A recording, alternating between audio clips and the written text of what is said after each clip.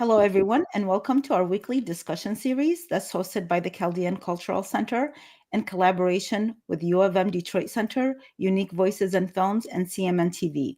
I'm your host, Wiam Nemu, and today we have a guest, James Toma. Welcome. Thank you. James is a PhD candidate in the Department of Near and Middle Eastern Civilizations at the University of Toronto, where he studies under the supervision of Dr. Amir Harrak. His research focuses on the jurisprudence of late antiquity and the medieval period, with a particular interest in the history of Christianity and the ancient Near East, as well as the development of Syriac, Jewish, Zoroastrian, Roman, and Islamic law. James holds two Masters of Arts degrees, one from the University of Toronto and the other from York University. His academic excellence has been recognized through awards such as the Ontario Graduate Scholarship and the Dean's Award for Academic Excellence. We're so proud of you. This is amazing. We talk behind your back a lot with my colleagues and all good things. So we're really proud because of what you're studying. It's very important. As you know, I've had many guests on where we discuss like it seems there isn't enough representations of Chaldeans at universities, and you're helping fill that gap. So that's why we're so proud of you, among all these other accomplishments. But I want to start with questions. First of all, where were you born, James? Um, I was born and raised in Toronto. You were born in Toronto. Okay, I wasn't sure about that if you ended up moving there. And one of the main questions is what inspired you to pursue a PhD in the Near and Middle Eastern civilizations? Was there a particular incident, or was you affected by you growing up, your background, the community that you were raised amongst? Um, yeah, for sure. So a PhD in Near and Middle Eastern civilizations. The answer lies primarily in my fascination with the region's rich history. And, just generally, it's the Mesopotamia's contribution to human civilization. It's been something that has fascinated me. Mesopotamia is referred to as the land of the firsts. And so learning that I was, indeed an indigenous member or an Aboriginal from this from Mesopotamia, it motivated me to uncover this rich history. So it wasn't a single defining moment per se, but it was a series of encounters of studying the ancient texts, engaging with dedicated mentors, and also observing the contemporary relevance of this heritage. Um, but last but not least, what I think really motivated me was the Aramaic language, which is a language that has been spoken without interruption for nearly 25 to 3,000 years, 2,500 to 3,000 years. Um, and so these points were mainly what crystallized my interest. And so the field represents a unique intersection of all of this.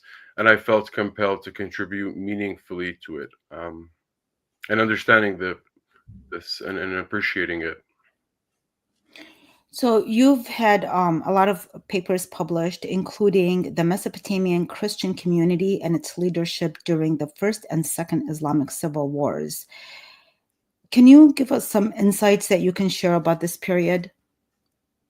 Oh yeah, for sure. So that paper on the Mesopotamian leadership, if I'd like to mention that paper was a product out of a paper delivered at Yale for the Syriac Symposium, the North American Syriac Symposium, entitled "The Road to Judicature." It examined the office of the judge, of the Christian judge, and the link between this and the Islamic civil wars. Um, but I guess to answer your question as to what this is all about, in 675 AD, the year 675, one of the patriarchs of the Church of the East, Georges I or George I, had inscribed into the canons, the canon law, at a synod prohibiting Christians from receiving judgment from non-Christian courts.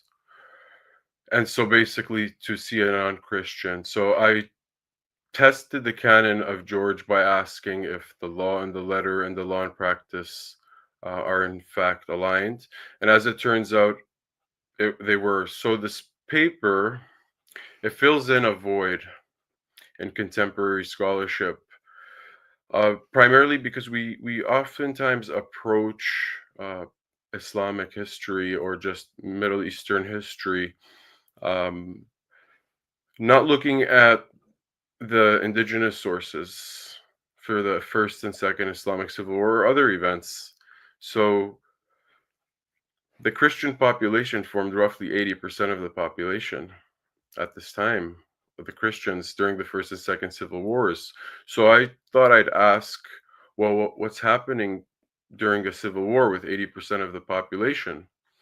And so I dug deeper, and as it turns out, uh, there was much activity happening. I can't go get into too many of the logistics, but um, uh, Well, let this. me ask you this. Your paper is very important, and what you just said is very important, that why are the indigenous people left out of the equation when it comes to studying certain histories? And this has become very evident more recently when all the things that happen in Israel between the Palestinians and the Israelis, and it seemed like a lot of people from Ivy Leagues were talking about history as if it was only like 70 years ago. um Anything beyond that, or even maybe 100 years or whatever it was not past where there was an ancient history. And yet here in the United States, we honor the Native Americans, understanding their history, which what we know of it doesn't even go back as far as the Mesopotamians, for instance. Where did that Why did that happen, and how can we help that? I mean, I've been very, it seems like it's a phenomenal thing that has happened, especially when I interview professors that seem to have a lack of knowledge in these areas, and then, or they don't put enough focus on it for whatever reason. Mhm, mhm.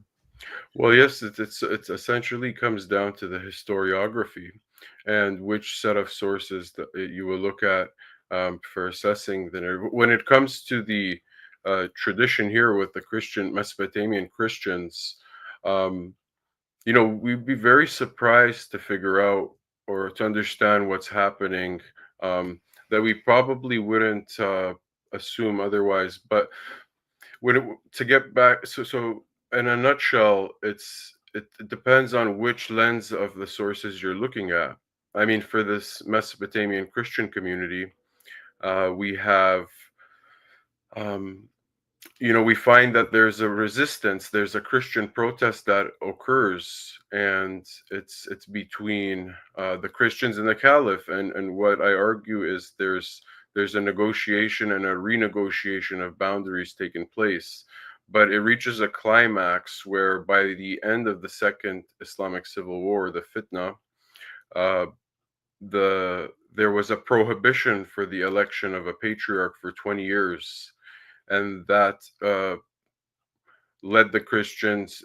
Prior to that, the Christians had resisted the imposition of a leader that was being imposed onto them, and so um, it's a rather expansive topic, and I hope that the article does discuss this in length. I mean, I would hope so. And And then, it's available on academia .org, I believe. That's yeah. yeah, all your papers are available for people to read further into them. They're very fascinating, and again, this is, I guess this is the gap that you are covering. And there's another paper on Mongol invasion of North Mesopotamia. What key events or impacts do you think are most significant for your audience to understand regarding that paper? The Mongols. Yeah, well, the other paper on the Mongol invasion, um, is so the Mongol invasions of the region are remarkable events, right? They transformed the region. The If you think about it, ever since the year 410 AD, the Patriarch of the Church of the East's headquarters was stationed in southern Iraq, southern Mesopotamia, in the city of Cilicia Ctesiphon. Then it moved to Baghdad. Mm. So essentially, though, what we have is after roughly 1,000 years or more, or roughly around that, the patriarch moves to the north. And that's the first time in its history that this will happen. So that's sort of a prelude into the Mongol invasion. But to get to the historiography aspect, so in mainstream histories of Mongol history, it's generally assumed that the Christians were spared by the Mongols. And that's because some of the generals of the Mongols were indeed, they belonged to the Church of the East, or they were adherents of the faith. But when we look at the native sources, it doesn't show that. And so I often approach these sources as impartially as possible and let them speak for themselves. And what we find in the Mongol invasions, according to Giwargis Warda, who is a famous poet of the tradition, who wrote a poem on the events, he was an eyewitness, and he mentions the campaigns that the Mongols had in northern Mesopotamia, and it amounted to the destruction of Karamlish, Teskop, and Bekofa. So it's three Chaldean towns in the Nineveh Plains which suffered greatly. Wow, that's amazing history. And so given that you said when you do the research and then you see that some of it is not verified by or has as questionable, can you share specific challenges you've encountered in your research in Chaldean, Assyrian, and Syriac history? Okay, the more modern aspects. Well, I think one challenge stems, I mean, not directly within the content or whatnot of the scholarship, but rather one main challenge I find is the lack of engagement with scholarly endeavors on the end of these communities. I mean, don't get me wrong, there's tremendous engagement, but for an endangered language and culture, it's absolutely vital to have genuine care in the preservation of and scholarly work. So that's one issue I have encountered. It's the lack of engagement in the scholarly endeavors amongst these From our communities. part, Yes, from the yes. community's part. That's an excellent observation. We had recently a conference at Oakland University. Mhm. We literally were talking about this and we're trying to understand why the lack of engagement, but because it really doesn't help. But that's an excellent observation. Okay. Yeah. And what else do you think aside from this factor, or do you feel like this is the main thing that needs to be addressed and resolved, possibly? Yeah, well, scholarship is an important enterprise, I think, and so it's this is I think one of the core areas I think that if improved would we will see improvements. Okay, excellent observation. Could you share a specific experience from your teaching that have deepened your understanding of the Chaldean language? Chaldean language. Well, I mean, yeah, there's I wouldn't say there's challenges or any, but there's more so misconceptions um, that need more so clarity. And so, I mean, this concerns many aspects. Uh, I guess one thing I could say is the well, it's not through teaching. It's not through teaching per se, but just generally speaking, um, knowing that the population of the Christian community in Mesopotamia and its vicinity was over 80% of the region's population, and starting to consider whether what it is that how the community regulated itself. This is essentially a very important issue, and this is what I sort of understood. It ignited me to look further into it. Um, so yeah, it's. I sorry, I got a little confused with the question. It's a good question, but I think I'm answering No, too. like and also maybe what you can share with us, because we haven't studied it even, anywhere close to what you've studied it, but just some basics, maybe like two or three points of what is the Chaldean language. Oh well, yeah. The Chaldean language is a dialect of Aramaic. Um, it's in it's primarily spoken in northern Mesopotamia. Um, And stemmed from the, is it correct that it was part of the Acadian language, that it stemmed from the Acadian language? well, it comes from Aramaic. Mhm. Aramaic is distinct from Acadian, but there are many Acadian words. There's like I'm not an ancient scholar, but what Mhm. I can say about that is there is sort of an infusion with Akkadian and Aramaic, but don't quote me on that. And some scholars would disagree, but there's a lot of Akkadian words with Aramaic. But fast forwarding in time, the dialects spoken by Chaldeans in the Nineveh Plains and in the mountainous regions of modern northern Iraq um, is the era of this Aramaic uh, legacy, so to speak. And what I found over time as I go and as I read, like the older the books are, I find that there were a lot of scholars or priests or that called it the Chaldean language, where some people have say, well, it's Aramaic, or it's actually the actual word is Syriac, and I know that there's always in academia there's always something that, like you said, there's disputes within the same. There could be the same topic written in the same year and everything, but there's different perspectives on it, right? And there's different findings and there's different theories on it. But it was oftentimes called the Chaldean language, not the Aramaic.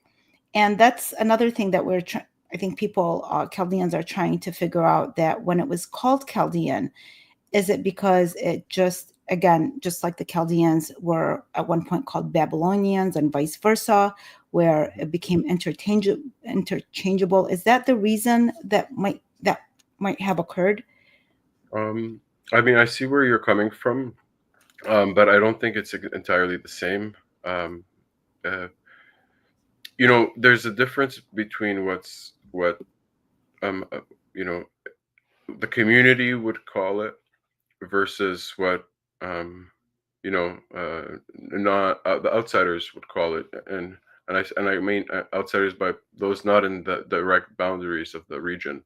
Um, Over time, we find different references made from those outside, but those inside generally did call it have their own sort of way of labeling this language and whatnot, and they did call it the Chaldean language. The Um, insiders called it the Chaldean language, and that's what I found. I didn't make that distinction that it was the insiders versus the but I was just trying to figure out why that they were calling it differently. But that's interesting. When you just said that, it made me realize, like, yeah, the ones that I discovered, they were part of the community that were calling it the Chaldean language.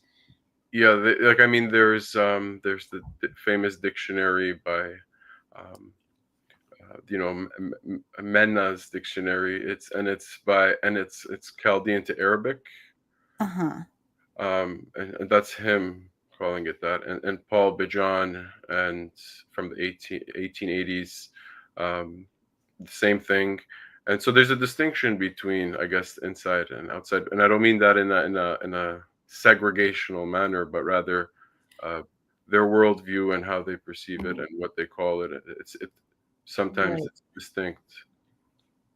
It's like Yeah. if there's this clash now, right? Well, not a clash, but just trying to get clarity with these two sides. And Okay. Yeah, I appreciate that. And like some of the newspaper clippings where I saw Westerners, whether it was at Harvard or different universities, saying that they are teaching Chaldean language, they were saying that. But I'm sure that was also influenced by maybe the Chaldeans that they came across, including, like, for instance, recently when we did do the conference at Oakland University with Professor Jason Overfelt, who is who's studying, he's in the linguistic department. and who has been paid special attention to the Chaldean language. And he said, when we are preparing work or anything that we're collaborating on, and he says, well, what does your community call it? And I said, well, the community calls it Chaldean language. And he said, well, that's what, to use it as. And so based on what you're saying, I can see how that some people respectful of that, depending on whether they have direct contact with Chaldeans, and those who maybe not, and just using it from references and things like that. Mhm. Okay, very interesting. So what are one of your publications is called The Gospel of the 12 Apostles. Mhm. So I'd like to find out more about this publication, what it's about, and how it contributes to existing scholarship. Yeah, for sure. Well, so that publication was done many years ago, but like many other, book sections usually take so long to get published. And so that one it was published recently, and so I provided an updated translation of an apocryphal text, which basically outlines the end times, the end of the world that this author envisioned. And again, it was during the Islamic civil wars. The analysis of this apocryphal text essentially reveals that the intensity of the taxation that was being imposed on the Christians and its implications it was particularly onto the West Syriac Christians, that is the Sirioyo or the Siriani, this community. It contributes though by updating the English translation.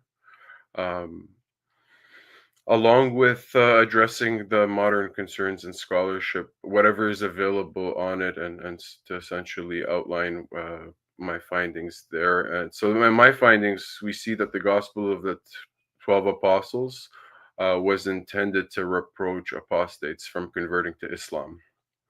And it did so by inspiring fear of the end times, which allows us to see the theological motives intertwined with the leadership during the turbulent period. And so the Gospel of the 12 is one of those apocryphal texts that allows us to understand what's happening during this time. I'm hoping that you're gonna write a book very soon about putting all of this together in one book, right? I mean, it would only make sense. I mean, that would be very exciting. I love what you're researching, and I think it's easier now to just read your papers, of course, but at some point, really, it deserves to be a book. So, we're gonna get to this one topic here that maybe you can help us out here, James, being that you're an out-of-towner. What would you say to the Chaldean and Assyrian communities who are experiencing conflict and debates about their history, especially because they share so much of that part of history, given they're both Christians, their ancestors from Mesopotamia, and unfortunately there is some conflict. What would you say to that? What would you say to us? I'm included in that pot, by the way. Well, Chaldeans and Assyrians. Well, what to say about that? I think I'd say I would emphasize the importance of recognizing that both communities have a shared heritage and a monstrously rich cultural legacy. While there are debates about history and modern times and our perceptions of identity, um, I think they're natural in some way and may very well reflect a deep passion and commitment of our endangered communities. But they also do present an opportunity for constructive dialogue, mutual understanding. I think by focusing on the commonalities and fostering these respectful discussions, the Chaldeans and Assyrians in both these communities can work towards, fostering that unity and celebrating this collective contribution of history, and in ensuring the preservation of their shared identity. Right? Well, I totally agree with that because I have a lot of Assyrian friends that I love. They are so talented. And this topic, and not long ago, and I don't know if I was naive of it before, but it didn't really even exist. It seemed that there was this kind of conflict. I think this issue with Wikipedia changing everything Chaldean to Assyrian started this debate of who, it felt like it did feel that there was an erasure of the Chaldean identity, that over time it started to feel that way, where, you know, kind of, and I think where the hurt feeling comes from that, to be honest with you, is that we already kind of experienced that in the Middle East, where our name was attempted to be erased. And then to have any community, whoever they are, and by the way, for me, my Assyrian friends, like I said, who I'm very close to, who are very talented and I admire, they're not okay by that either. They respect the different identities, and they engage in these dialogues that you're encouraging for us to discuss. But I think in order to have these discussions, there has to be an understanding that there's a sense from the Chaldean side that there's an attempt to erase an identity. And anytime you do that, and it could be with any community, any group, automatically you become defensive. And so the feeling changes right there. But you're right. The what we share is amazing. There's both such richness to this history, and I think someone like yourself, because you're studying this, you can help. And there is some detachment. I'm not sure how the community in Canada is, but here, we have the largest population of Chaldeans in the world. We have the largest population of Middle Easterners in the United States. So maybe we are too close to this topic, whereas individuals such as yourself, who has a little bit more of a detachment, can kind of help us communicate through this rather than make it like more of a conflict, maybe make it more of a debate level at least. Mhm. So yeah. Yeah, I think there is this aspect of these communities where there are minorities from the Middle East and from their homelands, and there's sort of an existential crisis that may be what's provoking these deep, passionate debates. But I think it's important to foster respectful dialogue, and and I think that's the only way. That's the only way I think we could really approach these things. Otherwise, it's a little futile. Well, and this is not one of the questions that I had, and we're going over 30 minutes because some dialogues are just worth going over our 30 minutes. But I know a lot of people from Iraq, regardless of who they are, whether they're Assyrians, Syriacs, Christians, even Muslims, who care about the history of Iraq and care to allow for unity to come in so that they can help make an impact in a stronger way. And the more we nitpick about these little aspects, trying to knock each other off from it, I think that weakens that possibility of having that kind of. I know a lot of amazing archaeologists in Iraq who are trying to preserve the history, the heritage, and their heart is so much into this that religion is the last thing on their in their mentality, right?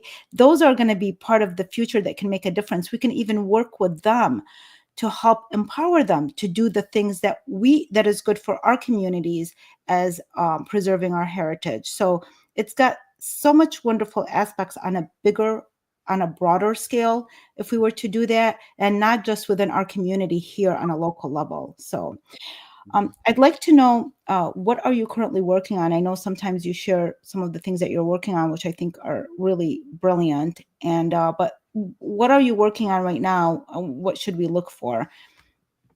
Well, right now I'm working on completing wrapping up the whole dissertation and whatnot. But my research focuses on the development of the court culture among the Christians and during the Abbasid period. And so there's a lot of work happening there. I have an article that's out. It's in press right now too, on the first Chaldean woman poetess, Hanne of Tilkepe, or Anne of Tilkepe, who wrote on a drought that occurred and on the locusts that ravaged the town. So I have an English translation side by side with the Chaldean text, and so that's That's sort of. amazing. I know when you told me about this, I was so impressed, and it's something that we'd love to put into I think it's important to put in the museum. As we're moving, we're also expanding the exhibits, and we didn't have this about the flood story in the villages. We don't have it currently in the current museum, but it's something that we're adding. And this poem and your translation, we would be very happy to add it in the museum. I think very, very important. Yeah. And given this whole discussion that we just had, and I think being young but so wise at the same time, and being in the position that you are, you could, what words would you give to the community, to our audience, as your last words before this interview ends? Last words. I mean, yeah. There was a quote I heard a long time ago that I really resonated with me, that perhaps I will share here as well. Um, and it's, make sure to write your own history. If not, somebody else will for you.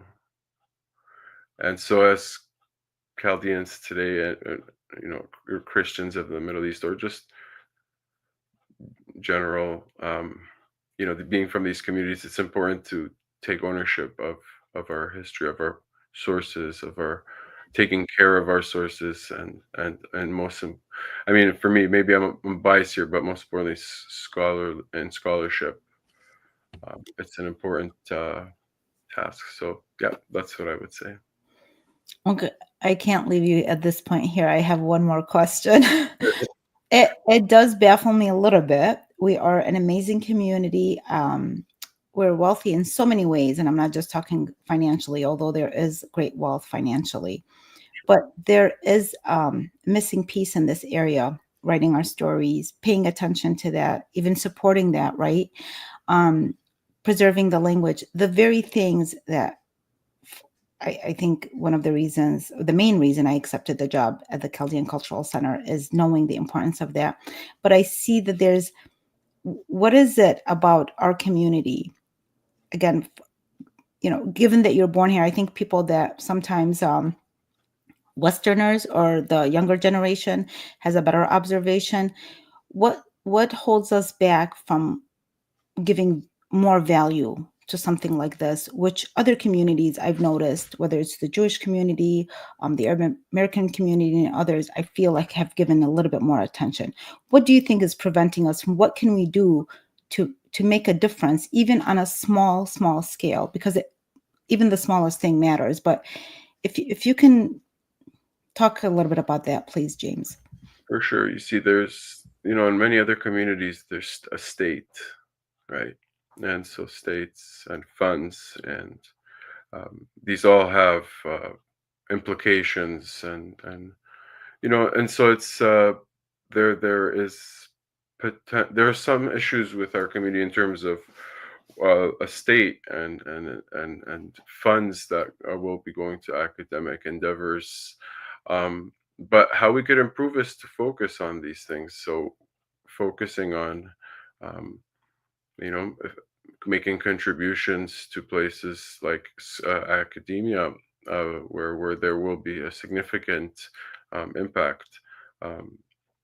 So it's I mean, we the cultural aspect is phenomenal, and your work, and the center's work is just remarkable, and so that's a really good side of it. And then there's other sides too, where you need to sort of, maybe it's just in time, but yeah, it's a matter of. I believe so too. I believe so in time with, again, not younger generation, people like yourself.